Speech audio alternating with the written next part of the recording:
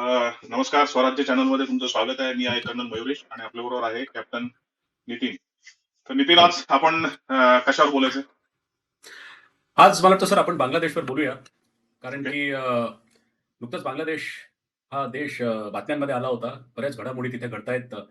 बांगलादेशच्या माजी पंतप्रधान शेख हसीना ज्या काही काळ भारतात आहेत, त्या तिथे परत जायचं म्हणतायत. शिवाय भारताचं आणि बांगलादेशचं ट्रेडबद्दल बऱ्याचशा गोष्टी व्यापाराबद्दल बऱ्याचशा गोष्टी सध्या आपण बातम्यांमध्ये बघितल्या. बांगलादेशचे बेकायदेशीर घुसखोर जे भारतात आले होते, त्यांना बऱ्याच प्रमाणात परत पाठवलं जातंय. आणि मला असं वाटतं आपण जेव्हा सामरिकदृष्ट्या एक स्ट्रॅटेजिकली आपण जेव्हा विचार करतो भारतीय लोकं, तेव्हा आपण मोस्टली आपलं लक्ष पाकिस्तान आणि चायनाकडे असतं.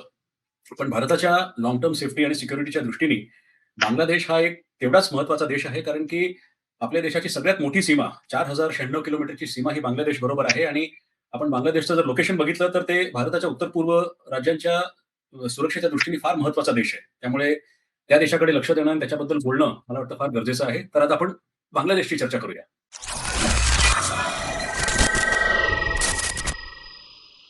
ओके. शेख हसीना परत चालल्यात. ते काही 2 वर्षापूर्वी त्यांना सत्तेवरून काढून टाकलं होतं आणि बरोबर. आता त्या परत चालल्यात. मधल्या ज्या 2 वर्षाचा काळ झाला, तिथे एक असा कार्यवाही पंतप्रधान आला होता, की त्यांनी चायनाबरोबर बऱ्याच बरोबर. भेटीगाठी केल्या आणि भारताविरुद्ध कारवाई केली. या सगळ्या काळामध्ये भारत द्वेष किंवा हिंदू द्वेष हा मोठ्या प्रमाणावर वाढला. बरोबर. त्याच्यानंतर तिथे बऱ्याच हिंदू लोकांचं लिंचिंग झालं. ओके. बरोबर. तर मग हे शेख हसीना परत गेल्याने असा काय फरक पडणार आहे? कारण जमाते इस्लामी आणि ते काय म्हणतात त्याला, एका पातळीवर आल्यानंतर भारत द्वेष आणि हिंदू बरोबर. द्वेष, शेख हसीना परत जाऊन काय फरक पडणार आहे त्याने? शेख हसीना परत जाऊन परिस्थितीमध्ये इमिडिएटली काही फरक पडेल असं मला वाटत नाही. इनफॅक्ट मला तर वाटतं की त्यांच्या सुरक्षेलाही धोका असू शकतो. कारण की त्या जेव्हा भारतात आल्या तेव्हा खूप अगदी काय म्हणतात ना, की अगदी अटीतटीची ती सगळी वेळ होती. जेव्हा बांगलादेश आर्मीमधले काही टॉप जनरल्स जे त्यांच्या बाजूनी होते, त्यांनी जस्ट जेमतेम त्यांना तिकडनं एका सैनिक विमानात बसवून तिकडनं बाहेर काढलं. अजून काही तासांचा विलंब झाला असता तर त्या सगळ्या जमाते इस्लामी आणि ह्यांच्या हाती लागल्या असत्या आणि मग त्यांचं काय झालं असतं आपल्याला सांगता येत नाही. तर ते त्यांच्या वडिलांचं आणि इतर कुटुंबाचं झालं तेच त्यांचंही कदाचित होऊ शकलं असतं. आणि त्यांनी परत जायचा निर्णय काही विचार करूनच घेतला असेल. आय एम शुअर की तिथे त्यांनी काहीतरी चेक केलं असेल, की तिथे त्यांच्या बाजूने काही लोकं उभी राहणार आहेत आणि त्यांना तसा धोका नसेल, त्या सुरक्षित असतील असा विचार करून. पण भारतासाठी इमिडिएटली काही फार मोठा फरक पडेल असं मला वाटत नाही. कारण की सध्या तिकडे जे सरकार आहे आणि जमाते इस्लामीचा तुम्ही उल्लेख केलात. हे सगळे लोकं जे तिकडे सध्या खूप बळकट होऊन बसलेले आहेत. ते अगदी टोकाची भारत आणि हिंदू विरोधी भूमिका त्यांची आहे. आणि सध्या तरी हे मानायला पूर्ण कारण आहे, की त्यांना चायनाकडनं तर त्यांना मदत मिळतेच आहे. पण यूएस डीप स्टेट पण त्यांची मदत करत आहे. सगळ्याच दृष्टीने, पैशाच्या दृष्टीने, माहिती पुरवण्याच्या दृष्टीने आणि बाकी लॉजिस्टिक सपोर्ट त्यांना नक्कीच मिळतो आहे. त्यामुळे लगेच काही फरक पडेल असं मला वाटत नाही. पण येस, आय एम शुअर आपलं सरकारही तिकडे काम करतंय. आपलं इंटेलिजन्स तिथे ॲक्टिव्ह आहे आणि लाँग टर्ममध्ये आपण नक्की काही ना काही तिकडे पॉझिटिव्ह फरक बघू. मला तरी वाटतं शेख हसीना तिकडे परत जाणं हे पण भारताच्याच प्लॅनिंगचा काहीतरी भाग असू शकतो. एक्झॅक्टली. भारताच्या प्लॅनिंगचा भाग म्हणजे जसं तू म्हणलास तसं लगेच काय त्याची फळं मिळणार नाहीये. पण एक नाही. दुसरी फ्रंट उभी करण्याकरता जी ऑलरेडी स्ट्रॉंग होती आणि शेख हसीना यांचं सरकार ऑलमोस्ट प्रो इंडिया होतं. त्यांच्या वागणुकीमुळे किंवा त्यांच्या ज्या प्रकारचे संबंध भारताबरोबर मेंटेन केले होते. आता त्यांना जर परत बरोबर. पाठवलं आणि आपण त्यांची सिक्युरिटी इन्शुअर केली आणि आपल्या ज्या गुप्तहेर संघटना आहे, जे सरकारचं धोरण आहे, त्या धोरणाचा वापर करून एक दुसरी फळी जर निर्माण करण्यात आली. बेसिकली हे जे हं, कट्टरपंथी तिथले जे सगळे ग्रुप्स आहेत किंवा सरकार आहे, त्यामुळे एक दुसरी फळी उभी राहू शकते आणि असं बघायला गेलं तर येणाऱ्या काही वर्षामध्ये काही ना काही फायदा नक्कीच होऊ शकतो. आता आपण जे हिंदू विरोधी धोरणावरनं बघितलं, तर तुला असं कुठं वाटत नाही का, की अ, हिंदू विरोधी धोरण तिथे जरी कमी संख्येने असले, तरी मग हे लोकं प्रतिकार का करत नाहीयेत? आय मीन दरवेळेस अ, हिंदूंना पुढे येण्याकरता महाराणा प्रतापच पाहिजे किंवा छत्रपती शिवाजी महाराजच पाहिजेत. अ, असंच चित्र साधारणपणे दिसून येतं. तर तुला काय हं, वाटतं ह्या जसं पाकिस्तानमध्ये पण झालंय, जे 7-8% बरोबर. हिंदू होते 1947 मध्ये, ते हं, आता 2-1.5% उरलेत. अ, बरोबर. बांगलादेशचं पण तेच आहे. तर तुला असं बरोबर. वाटतं का, की आपल्या धर्मामध्येच असं काही आहे ज्याला सहिष्णुता म्हणा किंवा तुम्ही काही म्हणा, पण एक असा हे नाहीये, की आपल्यावर अत्याचार होतोय तो पेटून उठलं पाहिजे. असं काही तुला वाटतं का याच्याबद्दल? सर मला वाटतं, की धर्माबद्दल बोललात तर जेवढा काही एक हिंदू म्हणून धर्म आपण लहानाचे मोठे असताना आपल्या घरात, आपल्या अवतीभोवती बघतो. जेवढे आपल्या घरी सण साजरे केले जातात, घरी पूजा अर्चना होते. तर एकतर आपण अ, इतर समाजाने एवढे कट्टर नाही आहोत. ठीक आहे. किती हिंदू कट्टर असला तरी तो एका लिमिटपर्यंत दुसऱ्या समुदायांची बरोबरी नाही करत. पण त्यापेक्षाही मला असं वाटतं, की एकंदरीत भारताच्या अवतीभोवती लोकांना हिंदूंना टार्गेट करायची हिंमत का होते? तर भारतातच इतकी दशकं 2014च्या आधी सेक्युलरिझम म्हणजे हिंदू विरोध, सेक्युलरिझम म्हणजे हिंदूंना दाबा. प्रत्येक जिथे चान्स मिळेल तिकडे हिंदूंच्या सणांवरती तुम्ही बंधनं आणा, हिंदूंवर बंधनं आणा. सगळे म्हणजे हिंदूंच्या मंदिरांना टॅक्स केलं जातं, इतर धर्मस्थळांना टॅक्स केलं जात नाही. हे सगळं सेक्युलरिझमच्या नावाखाली जे सुरू होतं, कुठे ना कुठेतरी मला वाटतं ह्याचा परिणाम नक्कीच होतो, की की जर भारतामध्येच हिंदूंची ही परिस्थिती आहे, तर इथे आपण काहीही करू शकू. बट येस, बांगलादेशचं म्हणाल तर आपण बघितलं की जेव्हा 2 वर्षांपूर्वी हे सगळं तिकडे झालं, शेख हसीनांना सत्तेवरनं हटवण्यात आलं आणि तिकडे त्याच्यानंतर मोठ्या प्रमाणात हिंदू विरोधी दंगली झाल्या, मंदिरं पेटवण्यात आली, हिंदू स्त्रियांवर बलात्कार झाले, हिंदूंचं लिंचिंग झालं. त्याच्यानंतर हिंदू रस्त्यावर उतरले होते. बऱ्याच मोठ्या प्रमाणात उतरले होते. शांतीपूर्वक उतरले होते, दंगली केल्या नाहीत, पण रस्त्यावर उतरले होते ते आणि त्यांनी स्वतःचा आवाज ऐकवला होता जगाला. त्यांनी सांगितलं होतं की येस, आम्ही पण आहोत, ह्याच देशाचे नागरिक आहोत आणि आमच्यावरती अत्याचार होता कामा नयेत आणि तिकडच्या बऱ्याच लोकांनी ह्याची दखल घेतली होती. आणि तिकडचे जे गव्हर्नमेंट एजन्सीज आहेत, मला वाटतं बांगलादेश आर्म्ड फोर्सेस आणि पोलीस त्याच्यामध्ये पण बरेच एलिमेंट्स आहेत, की जे अगदी सेक्युलर नसले तरी न्यूट्रल आहेत. त्यांच्यामध्ये तो अजून कट्टरवाद नाही दिसत आहे. आणि ह्यांचेच हात बळकट करणं भारताला फार गरजेचं आहे. फक्त तिकडच्या हिंदूंचेच नव्हे, तर भारताच्या सुरक्षेच्या दृष्टीने पण लाँग टर्म विचार करता.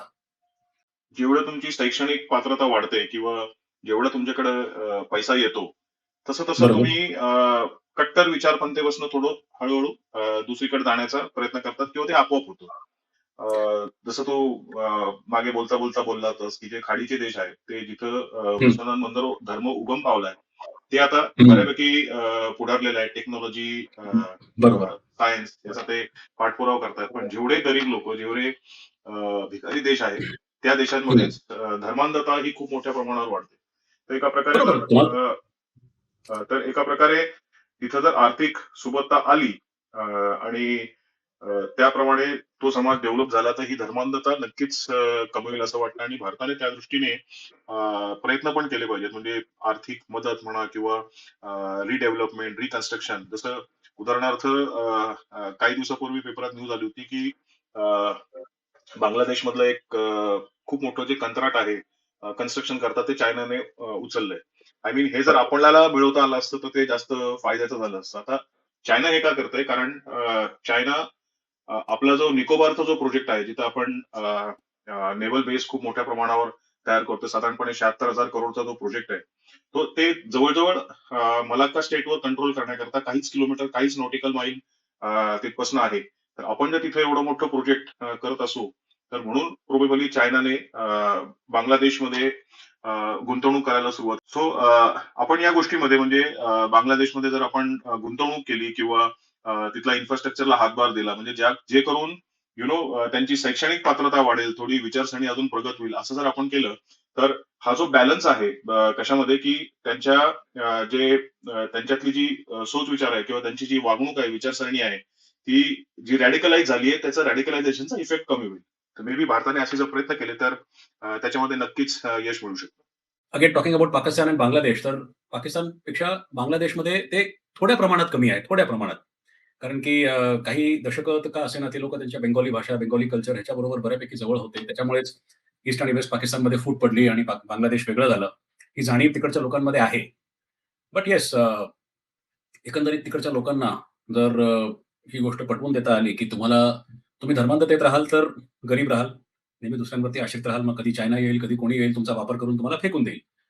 जेवढं तुम्ही ओपन माइंडेड राहाल, लिबरल राहाल, तेवढंच जास्त तुम्हाला प्रगती तुमची होईल, तुम्ही आत्मनिर्भर होऊ शकाल.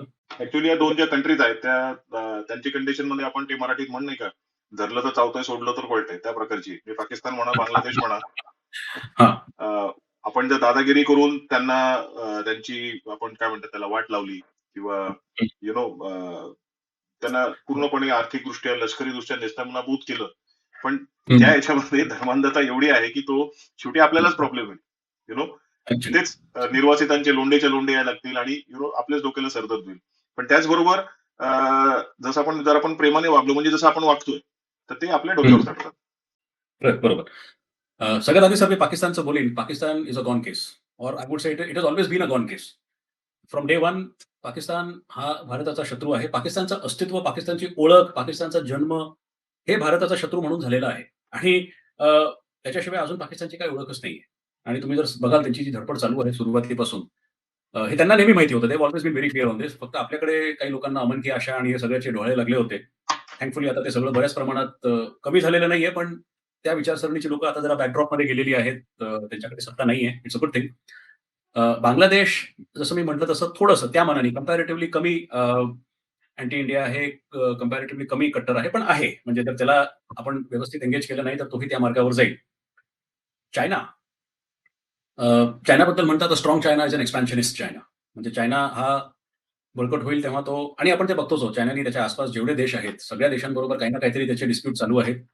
अ, सगळ्या देशांची तो टेरिटरी, बेटं, समुद्र हे सगळं क्लेम करतो. हे आमचं, ते आमचं, ते आमचं. म्हणजे ज्या रशियाबरोबर त्याच्या आज डायरेक्ट लँड बॉर्डर पण नाहीये, त्या रशियामधली जमीन पण तो क्लेम करतो, की व्लादिवोस्टॉकचं जे पोर्ट आहे ते आमचं आहे. ते कुठल्या आधारावर करतोय माहिती नाही, पण that is China.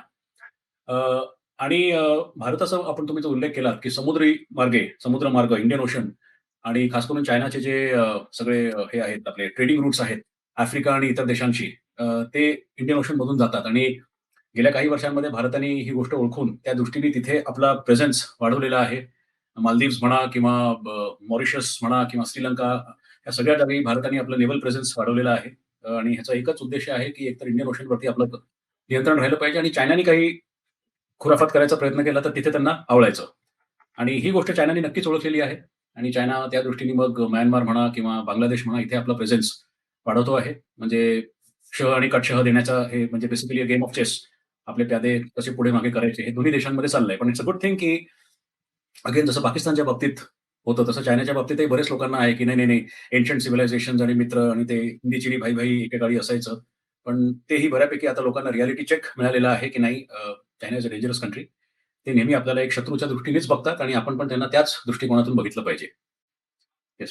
So overall असं म्हणायला गेलं तर आपल्या वेस्टर्न बॉर्डर पाकिस्तानकडे या लोकांना लष्करीदृष्ट्या जितका दंडा देऊन नमवता येईल तेवढं नमवणं चांगलं.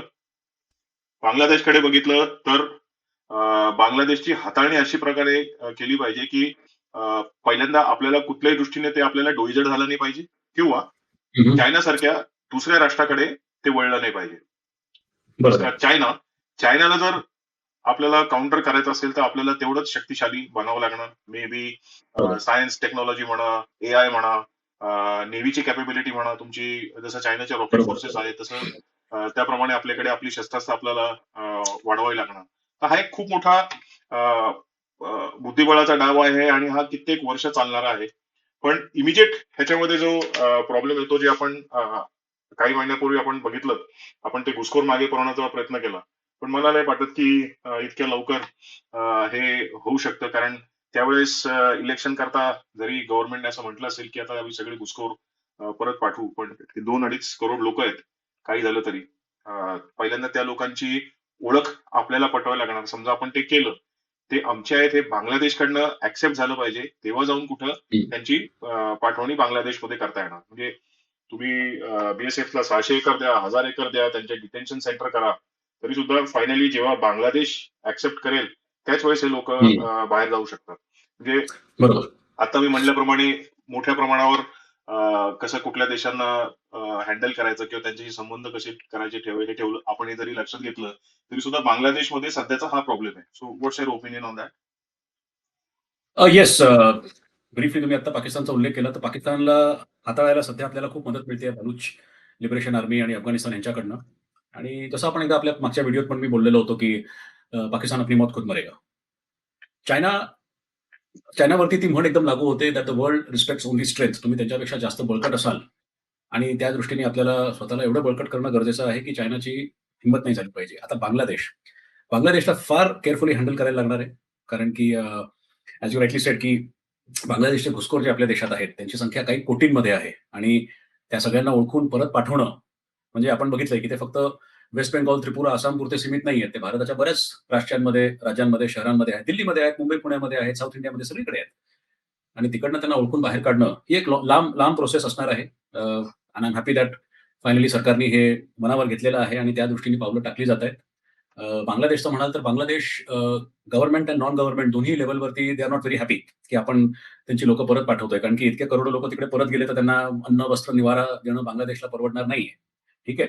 म्हणून आपण बघितलंय की जेव्हापासून हे सगळं वेस्ट बेंगॉलमधनं घुसखोरांना परत पाठवण्याची प्रक्रिया सुरू झाली आहे, तर बांगलादेश रायफल्स त्यांची जी पॅरामिलिटरी फोर्स आहे आपल्या BSFच्या इक्विव्हॅलंट ती तिकडे बॉर्डरवरती येऊन त्यांचं प्रेझेन्स वाढलेलं आहे.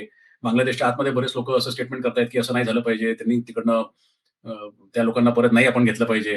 कारण की एकतर इतके कोट्यवधी लोकं परत गेली तर बांगलादेशच्या अर्थव्यवस्थेवर खूप मोठं ओझं येणार आहे आणि दुसरं म्हणजे अ, बांगलादेशमध्ये असे बरेचसे एलिमेंट्स आहेत, की ज्यांचा हा विचार आहे, की हळू जाऊन डेमोग्राफिक चेंजेस करून भारताचे काही बॉर्डरिंग जिल्हे आणि मग आतला भाग आपण आपल्याबरोबर सामील करून घेऊ आणि असा विचार होता, असं मानायला कारण आहे, की असा बऱ्याच लोकांचा विचार होता, की वेस्ट बेंगॉलला ग्रेटर बांगलादेशमध्ये सामील करून घेणं वगैरे असे विचार करणारी टाकी आहेत तिकडे.